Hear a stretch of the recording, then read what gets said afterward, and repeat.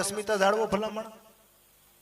આ વેકરી ગામ જો વેકરી આપણું ભાદર ને કાંઠે જાજા ઝાડનો ઝુમખો અને નદી એ બોરા નેર. હાલો કાના બાપાની ડેલીએ ન્યા સુખડા પામશે શરીર. આ વેકરી ગામમાં આજ મેર ડાયરો અહીં બેઠો. મને યાદી થાય રમેશભાઈ હમણાં જ મેં વાત મૂકી મારી યુટ્યુબ ચેનલ છે હરેશ આહિર ઓફિશિયલ.